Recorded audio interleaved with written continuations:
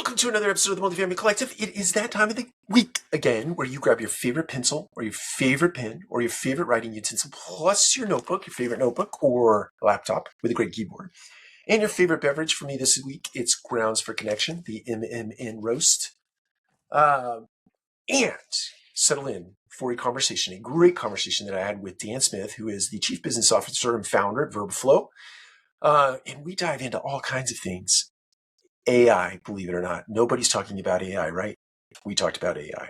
Okay, so everybody's talking about AI. So we obviously are piling on that topic. So the themes include automated leasing, centralized communication, AI human synergies. We also touch on global scalability, systems integration, and a shift toward leaner tech native operating models. I think that's something that we're going to hear more and more about in 26, 27, 28. The through line here is really how we reimagine community building. When you remove a lot of the routine work in the arena of communication and otherwise, you give time back to people to build community. Some of my key takeaways from this conversation were AI is not just a cost-cutting trick. We also talked a lot about leadership and how leadership will need to shift mindsets and upskill, reskill individuals as we go through this metamorphosis. Some people call it sort of a transformation of multifamily, but I think it's a metamorphosis of multifamily. We really get into just everything AI, everything workflow, everything process, everything that consumes a ton of time for our on-site team members today that could go away when you see technologies like Verbaflo make their way into the ecosystem. So that being said, again, grab your favorite pen, pencil, notebook, and beverage and get ready for this conversation with Dan Smith. Dan, welcome to the show. Thanks very much for having me. Yeah, I'm very excited about this conversation. I'll tell you why. I was just thinking as we were talking a little bit before hitting the record button, I think this is my first international interview, if I'm not mistaken. Wow. Yeah. Well, a pleasure to be on board. I'm very excited by that. Yeah. It just came to mind for me. I think it is. Well, Dan, just for orientation, where are you in the world so our listeners and our audience knows? I have to check quite consistently where I am because there's a lot of travel involved in my role at the moment with Verbaflo. I am in Oxford in the UK at the moment and very shortly heading to Dubai for PropTech Connect next week. And then, a lot of different events for either multifamily or student housing in the US coming up soon. So chasing my tail a bit, but very much enjoying being an international man of mystery. So, we'll part the job. Well, excellent. Hopefully we shake hands in real life at some point. But yeah, sure we will. Well, I using that as a jumping off point, headed to Dubai is certainly a interesting and fascinating and awesome thing. I almost wish we were doing this a week after that event. You've spent a lot of time around the residential real estate industry, obviously abroad. I'm sitting in Atlanta, Georgia, in America, but kind of talk to us about your sort of path to where you are today. Maybe a little bit of an origin story, and then maybe how you ended up in the real estate industry and especially as it relates to technology. My origin story. I'm not very good at keeping this brief, but I will do whatever I can. So I came to real estate, residential real estate primarily. So that's all things multifamily, co-living, student housing, college and university housing as well, via sports travel. So I set up a sports travel company straight out of university, and then gin. So I launched the Bombay Sapphire Gin Distillery in Hampshire. And then I was approached by a recruiter who said, listen, I've got this great job for you. I'm not going to tell you what industry it is, but just go and have a meeting and see what you think. And that industry, as it turns out, was actually student housing. And so I then became managing director of a mid-sized student housing operator. I mean, I say mid-sized, it's reasonably big for the UK and Europe. It was around sort of 8,000 beds we ended up with at Nido Student Living. And so that would put me in quite a small operator in the US, in North America. But I had to build the plane while flying. So I learned a lot because I didn't have any experience of the industry. The thread that runs through my career is hospitality, looking after a resident, a customer, an end user, effectively. So that's really why I was sort of attracted to the role, because I could see that student housing had changed massively from when I was a student. And it gave me a real chance to just see what the opportunities were for transformation, how to take it from, what we did, which was 4 people in a back office in a small student housing, to 120 people in a big office in London with 16 different properties across the UK and Europe. And so I looked at all the systems and all the tech. I understood what it took to fill the buildings in particular. We launched some co-living platforms as well, and really started looking at that kind of BTR multifamily too. And then I left there after 4 years. Loved it. Absolutely loved my time. So I stayed within the industry, but I worked for marketplaces, bringing students and young professionals and putting them into their accommodation in the UK. And so I did that up until COVID struck, actually. And then in COVID, of course, no international students were really traveling. And my employer at the time, of course, couldn't afford my salary and just said, we don't think this COVID thing is going to last very long. If you could just stick around for a couple of months with no salary, that would be great. And I obviously thought, I don't think this is a short-term thing. So I'm going to cut my losses and set up a consultancy. And so, like every consultant that I speak to, typically they're forced into it in some way, shape or form, whether it's kicking and screaming or it's because they want flexibility. Well, for me, it was actually both. I had 2 young kids at the time, and it gave me an opportunity to work with some pretty big investors, the likes of Savills Investment Management, UBS, Partners Group, various others too, to really help them manage their properties, whether that be BTR, co-living, multifamily, or student housing. And so I sat very closely between investor and operator, and I managed the communication and the performance of the assets. And so during the course of setting that up, I was doing a lot of tech reviews for property management, people looking at property management systems. Which one should I take? Obviously there's a load of different options out there, and everyone seems to be running away from something rather than running to something when it comes to their PMS. And I just put out there on LinkedIn, because I've got it sounds a little Ron Burgundy, but I have a profile on LinkedIn, and so people do tend to listen to what I've got to say, because I am an independent consultant and I can say the truth. I think that's, I can call out the good practice and the bad. I'm sure you're, you know exactly what I'm talking about there. I do. So yeah, ultimately I just put out there on LinkedIn saying there must be something good in AI. Somebody show me something. And sure enough, I got a call from someone that I knew from within the industry called Shantam Biswas. And he was the founder of a marketplace bringing about 15,000 students into the UK and placing them into their student housing. So pretty big marketplace. And he had 300 people in a call center in Mumbai dealing with these students and some young professionals day after day, same questions, trying to close them, trying to make sure that the leads are qualified. And instead of scaling his business by hiring more people, he decided to put AI into that business and go all in on AI. And he did that roughly 18 months ago, 2 years ago. Then in 2024, he spun Verbaflo out of that business and exited that business completely in their latest fundraise. So at that point, it was literally perfect timing of me saying, listen, there must be something good out there. Him saying, I've got a solution. Let me show you what I've got.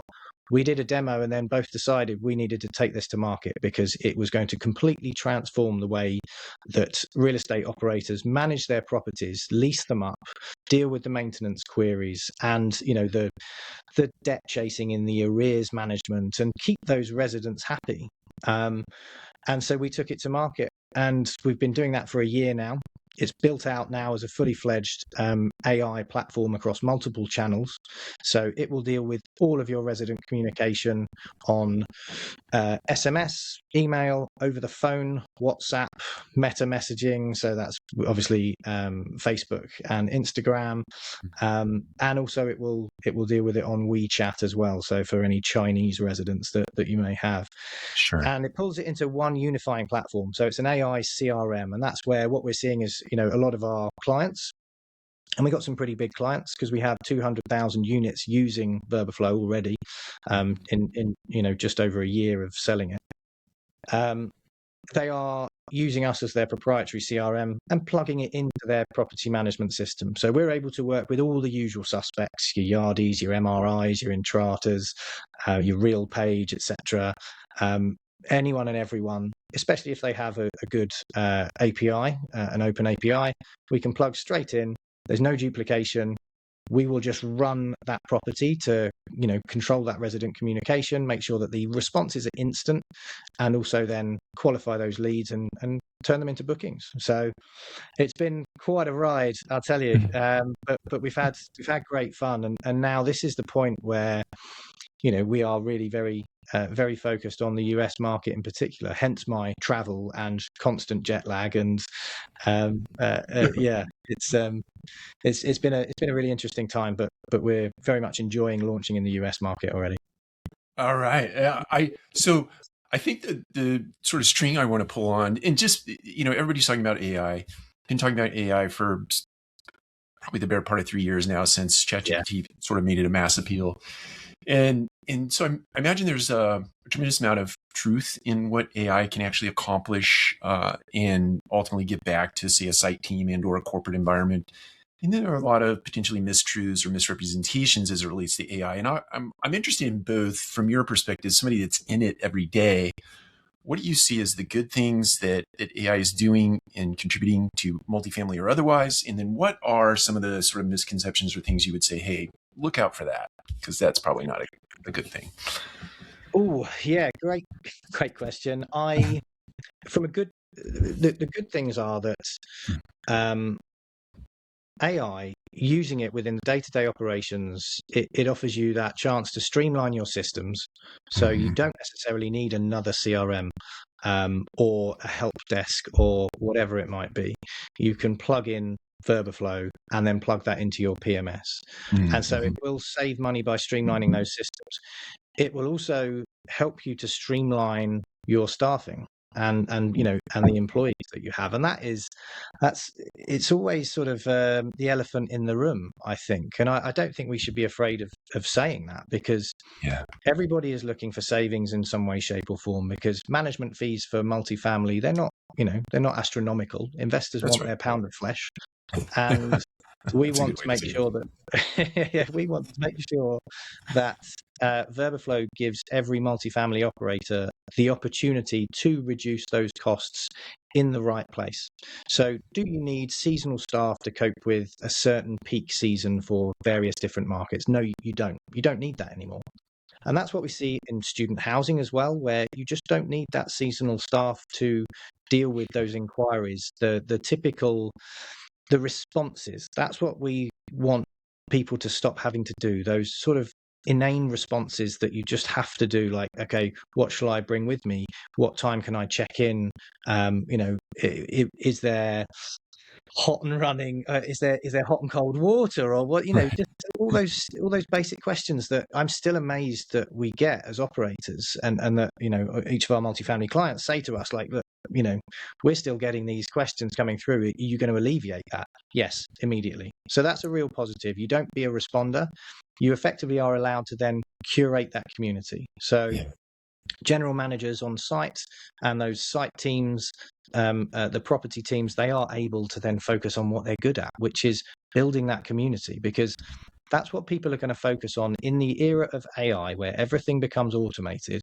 How are you made to feel when you live somewhere?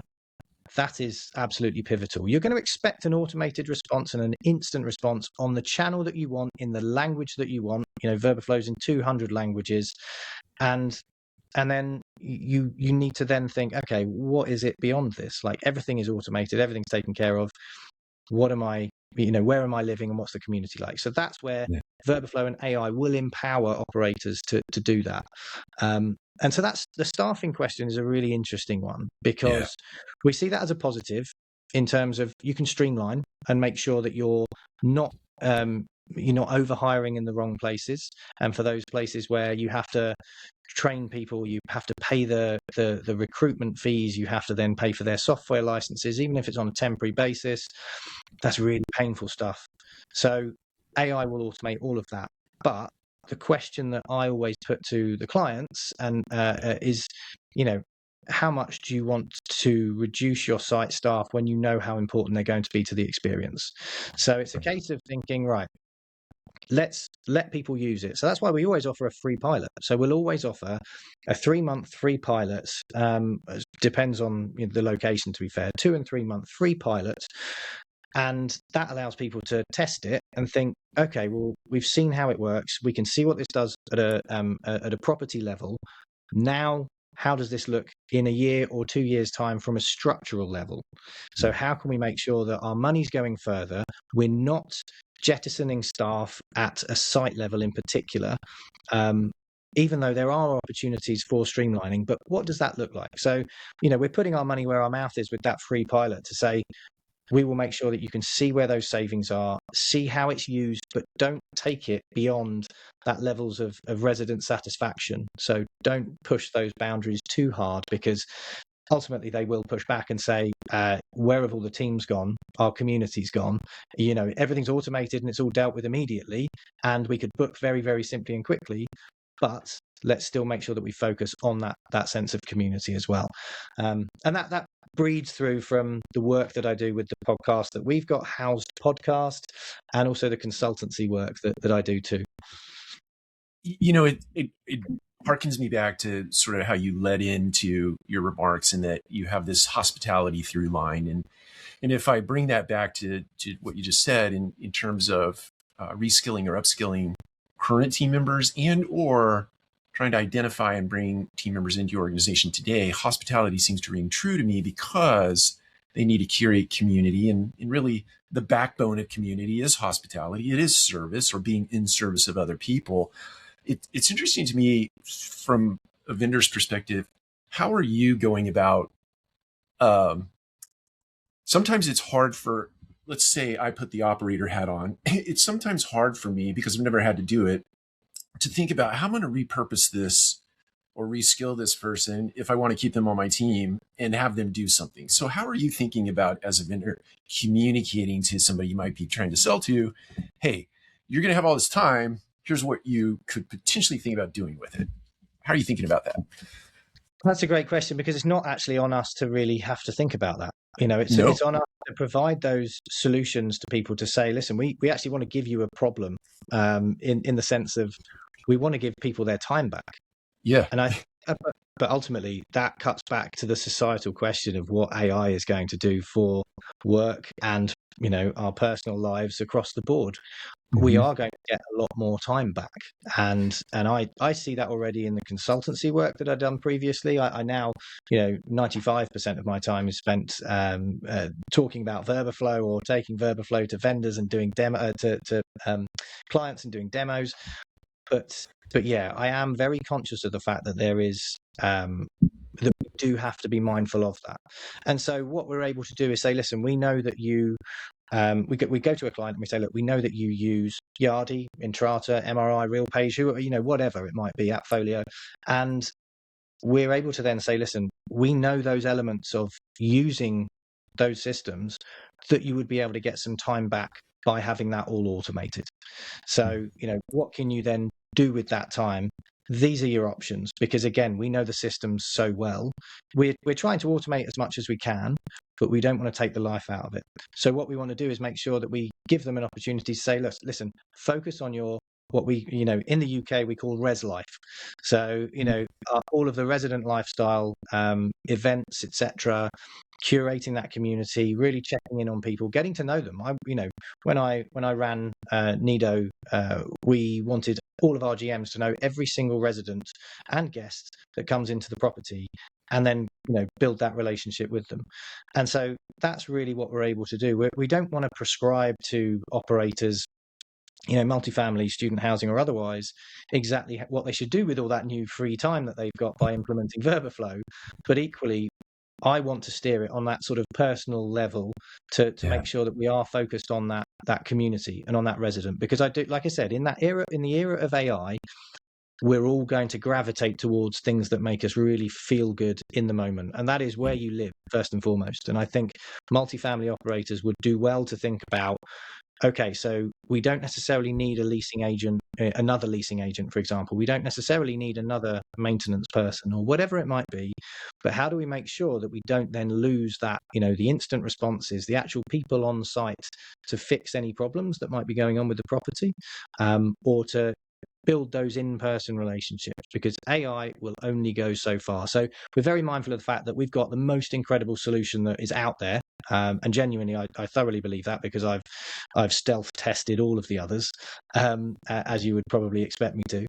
But that we are super focused on the fact that the human still has a massive role in this, and we've built that into the system as well. So as much as the AI is, Verbaflo is automated and it's helping operators automate a lot of these repetitive tasks, we have what's called a human in the loop.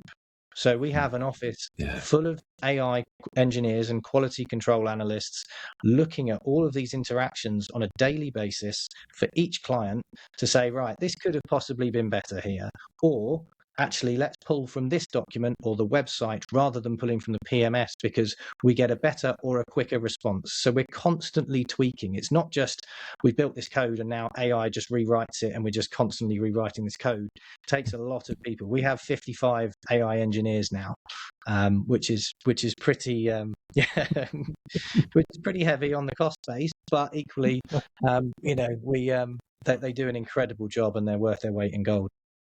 So you brought something to mind, which it seems to me you have great experience with. You've led teams or companies through sort of a rapid growth phase, right? So maybe you're starting out here, and then all of a sudden you get that hockey stick, and you're like taking off like a rocket ship. And so from a leader's perspective, I couch the same question to you. You have leaders now in the multifamily space, and maybe not under the premise of necessarily giving time back, but how do you prepare yourself for a leader for what I believe, and I may be wrong in this statement, but I think is not transformation in the industry, but rather a metamorphosis in the industry. It's going to completely rearrange the way we do work and our workflows. And if you're not prepared for that as a leader in this sort of context of like, our industry's sort of been like this for a long time, it's about to do this, right? How would you advise people to think about that as a leader, having been through that kind of growth? Well, you can't change? really prepare for it. Yeah, you can't prepare for it, because I think everybody keeps saying, "Oh, AI is like the dot-com boom." No, I think it's the Industrial Revolution.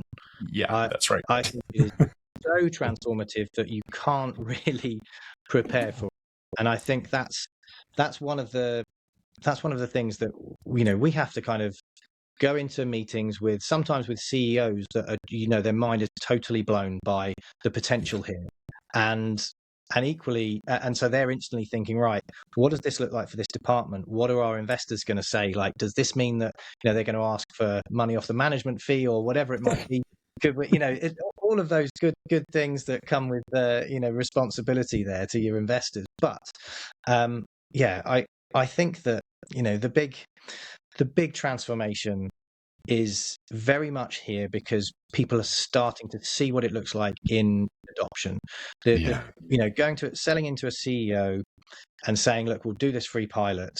There's nothing to lose there. Like, you've got 3 months. We'll integrate. Typically, our quickest integration was 48 hours.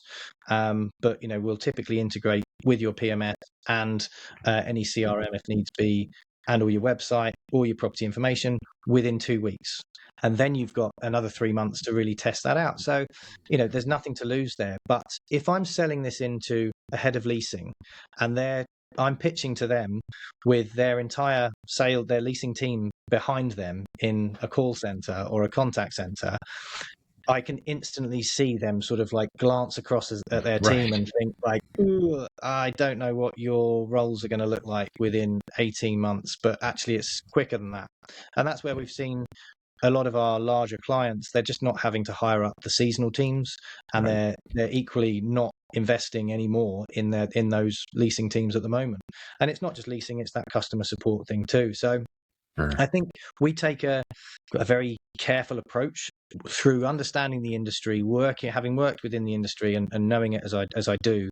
It's working out, right, what's going to be the motivator here, and how do we sell in the benefits, but also make them aware that yes, there will be some difficult choices that come with implementing Verbaflo. I'm not going to sugarcoat that, because I want people to be thinking further down the line, what is this going to deliver? And what we're already seeing after a full year of complete delivery is that there are opportunities for improving service levels and client satisfaction, customer and resident satisfaction, but also then streamlining systems and your teams as well. So how do you sell that into a head of leasing as well as a CEO as well as a general manager?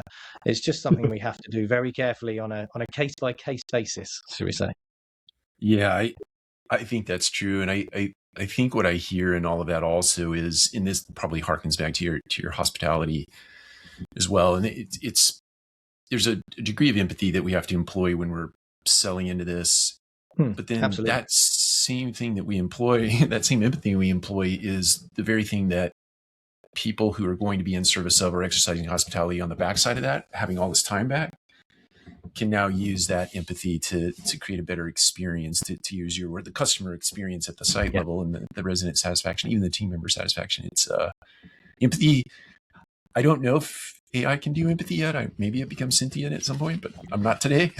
Not yet. No, I think I'm pleased to tell you that Verbaflo is not sentient yet, but it will gauge emotion. So if someone is having trouble paying their rent on time, it will suss that out from the emotion that they're expressing, but also then from some of the trigger words as well, like payment plans or hardship or whatever it might be. And so yeah, it is starting to really get there. I don't think we're a million miles from it, but No. it's not something we're currently very focused on at Verbaflo. Yeah. Well, I am interested, sort of. We're going to draw to a close here in just a little bit, and I don't want to leave this. It just came to mind, so it may seem out of order, but I'd like to talk about it. You travel the world. You're headed to Dubai, which arguably is one of the most innovative cities in the world, or certainly one of them. And so you're exposed to a lot of stuff. If you're thinking about how that stuff, technology, applies to our industry, it's coming faster. I'm going to borrow what you just said. It's coming faster than people think. But if you were to forecast out, say 3 to 5 years from now, how do you see, based on this view of the world that you have, our industry or even broader industry being impacted, in our daily lives being impacted, beyond the fact that we're going to have all this time, but like, is there another insight you might put out there? Well, yeah. So from a multifamily perspective in particular, I think, pull on that thread again, streamlined operations and systems. It's really interesting seeing some of the incumbents that we're going to be up against when we're doing our competitors. When we're pitching in the US, we know who we're up against. We know what they've done. We know what the likelihood is that they'll do, and that they'll probably Trojan horse a property management system in, via the back door. And I think then there'll be almost one system to rule them all, as it were. That's what they're, to quote Lord of the Rings, that's probably what some of them are looking for. I do think there will be more centralization. I've seen a lot about that in all of the work that we've done and the pitches that we've done. So I think there'll be more streamlined systems.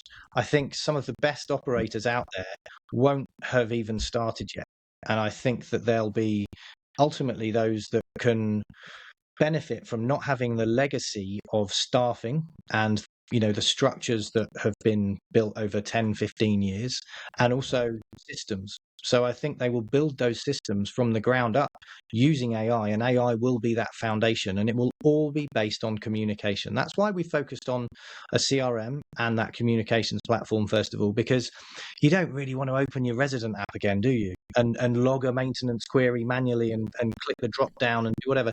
You just want to jump onto SMS or make a quick phone call or email and know that that is taken care of and going into a big system that is ultimately going to deliver success on whatever you've asked it to do, whether it's book a room or purchase a flat or lease a flat, or whether it's my light bulb's gone, could someone come and do something. So I think more automation, more centralization, and it will surprise us as to the systems that do win in this. I think there will be some big winners and losers.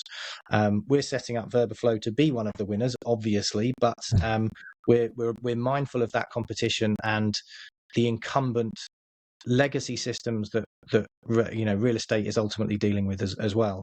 And then from a societal standpoint, wow, where do you start with AI? It is fascinating. I spend a lot of time in India, and I have to say, I am slightly concerned as to when all of these roles, the sort of customer support roles and some of the consultancy side of things, and even down to your lawyer and any kind of legal work or graphic design work, when all of that is typically triaged at the very least by AI even now, what's that going to look like in 5 years?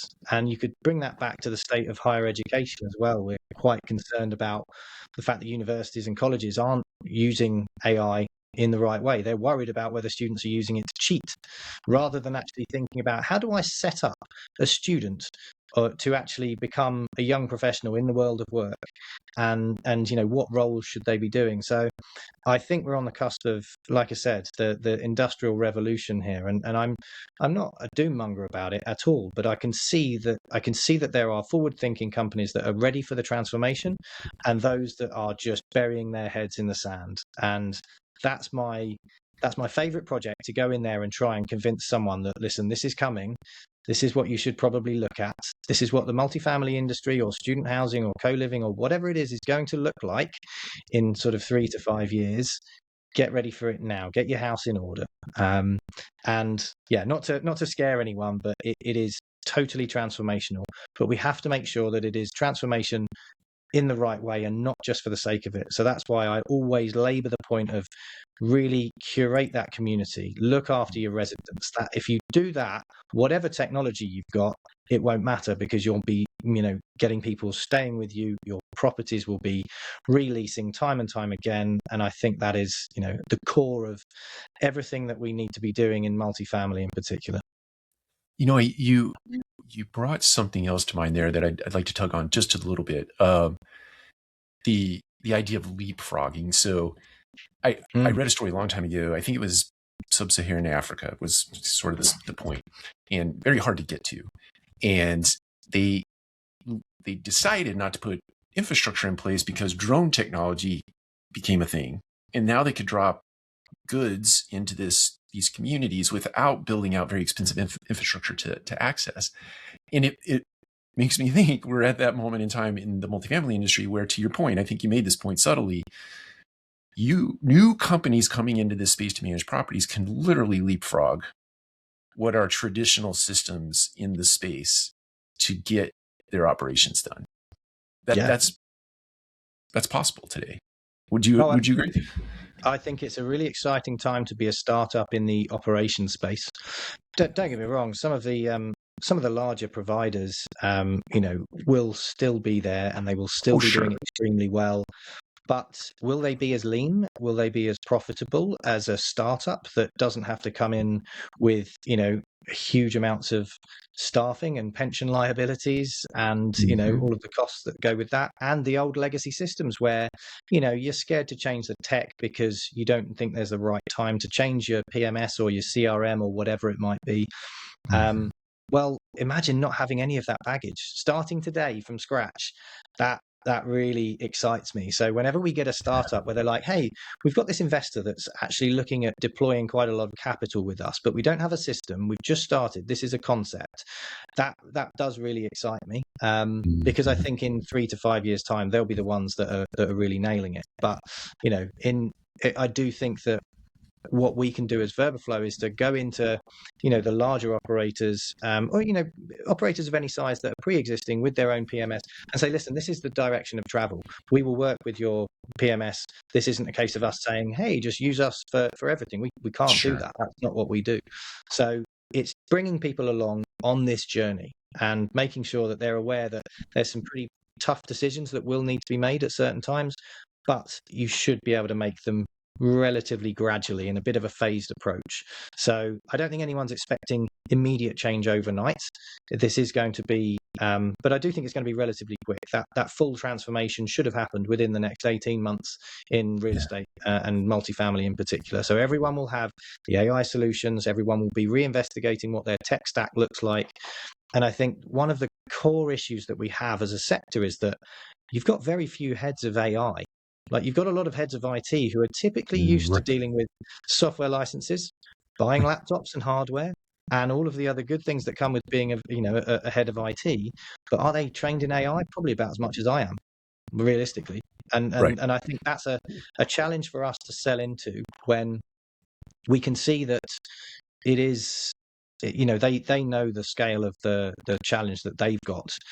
We have to provide them with those solutions. So we've got a range of different ways that we do that and that we showcase that, and it's through case studies and testimonials and making sure that our clients are actually happy to talk about us, and that's the great thing about Verbaflo. You can, each of our clients has always been happy to say, yeah, look, this is transforming the industry. It's not in stealth mode. We've been very much out there in the forefront. So I think it's going to be a fascinating journey for those tech teams, but also for the larger operators to really work out what those benefits really look like when it comes to implementing something like Verbaflo. Excellent. One last question before I let you share the website and where people might be able to get in touch with you directly. What have I not asked you that you think is important for the audience to hear today? Why I look tired, to be completely honest with you. And the answer to that, you know what? No, I can't claim it. So I've got a 4-month-old who you may be able to hear in the background. There's a lot of international travel going on at the moment, of course, because I'm selling this on a global level. So the way that we approach our business development is very different to the typical approach. We don't hire big teams at all. We have one person in business development, and that is me. And it's my job. And I have a profile across build to rent, multifamily, student housing in the UK and Europe primarily, but also a little bit in the US too. And we're building that out more. And that's the way that we prefer to sell. I don't want to have to send out a million different cold emails and see, what comes back. I want to approach my network typically, and also then do a lot of these events and make sure that we're learning from the industry that we're working in, and then leverage that network to say, look, take the 3-month free pilot, test it against any of your incumbents. It doesn't matter what AI platform you're using at the moment. Test Verbaflo against it, because we're sure you'll see the benefits and it'll be better value. And I think that's a relatively easy sell. I won't tell the board that, but realistically, it is quite an easy sell to go in and say, we've got the answer to your problems. It's much more cost effective than the solution that you've currently got. And it's future proof as well, because we've got we've got seven communication channels and 30 different use cases and AI agents for multifamily at the moment. So it is a relatively easy sell, but that's really the sort of difference, I think. And that's, I think, the reason that I am looking quite tired is not to do with my 4-month-old, because as I mentioned before the call, I'm very lucky he's a sleeper. So, he is sleeping very well, but it's just that I am constantly on the move at the next event that we're looking at. So we're off to RetCon coming up. We've got PropTech Connect, various different student housing, multifamily events in the US coming up. So you'll no doubt see me, hopefully listeners to the podcast will no doubt see me at various different events, but please do come and say hi. I just will probably be looking quite tired there and be looking for the bar, I would have thought. Well, I'll see you at Retcon, and I'll bring a Red Bull or whatever you like to drink. I'll need it. Or a coffee. So, excellent. Well, Dan, it's been an absolute pleasure. I appreciate you taking the time. I guess the one last thing, if you'd like to share website and or where people can reach you directly, aside from seeing you out in real life, where would they reach out? Yeah, just go to verbaflo.ai. So that's verbaflo.ai.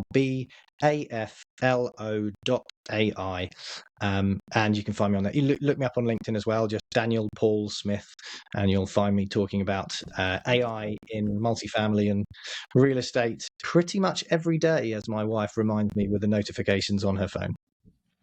That's awesome. Well, we will put all those links in the show note to include your podcast link in the show notes so people can find that pretty easily. So, Dan, again, thank you. I appreciate you investing some time with me this morning, and we'll see you out in real life at some point. Thanks, Mike. Speak soon.